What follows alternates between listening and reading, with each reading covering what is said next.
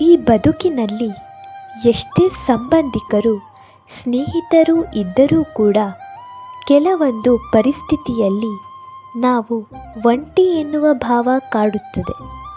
ಆ ಸಂದರ್ಭದಲ್ಲಿ ನಮ್ಮ ಆತ್ಮವಿಶ್ವಾಸ ಗಟ್ಟಿಯಾಗಿರಬೇಕು. ಈ ಜೀವನದಲ್ಲಿ ನೀವು ನಿಮ್ಮ ಸಂತೋಷಕ್ಕಾಗಿ ಜೀವಿಸಿ, ಇತರರ ಸಂತೋಷಕ್ಕಲ್ಲ.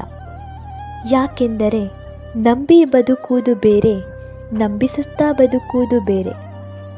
ನಂಬಿ ಬದುಕುವುದರಲ್ಲಿ ಪ್ರೀತಿ ಇರುತ್ತೆ, ನಂಬಿಸುತ್ತಾ ಬದುಕುವುದರಲ್ಲಿ ಸ್ವಾರ್ಥ ಮಾತ್ರ ಇರುತ್ತದೆ. ಸುಣ್ಣದ ನೀರು ಕೂಡ ಹಾಲಿನಂತೆ ಕಾಣುತ್ತದೆ, ಆದರೆ ಗುಣ ಬೇರೆ.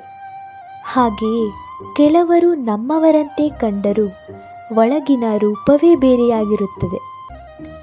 ಈ ಸಂಬಂಧಗಳು ಹೇಗೆಂದರೆ, ಚೆನ್ನಾಗಿ ಇದ್ದಾಗ ನಾವು ಮಾಡಿದ್ದು ಮಾತಾಡಿದ್ದು ತಪ್ಪೇ ಆಗಿದ್ರೂ ಸರಿಯಾಗೇ ಕಾಣುತ್ತೆ.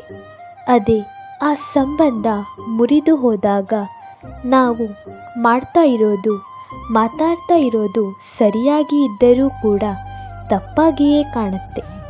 ಈ ಜೀವನವೇ ಹೀಗೆ, ಅವರವರಿಗೆ ಹೇಗೆ ಬೇಕೋ ಹಾಗೆ.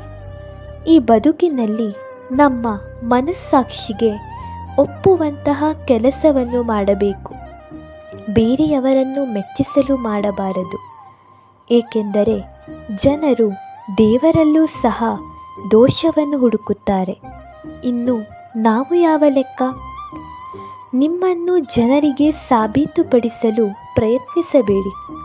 ನಿಮ್ಮ ಗುರಿಗಳ ಕಡೆಗೆ ಗಮನ ಹರಿಸಿ ಮತ್ತು ಸರಿಯಾದ ಜನರು ನಿಮ್ಮ ಜೀವನದಲ್ಲಿ ಬರುತ್ತಾರೆ.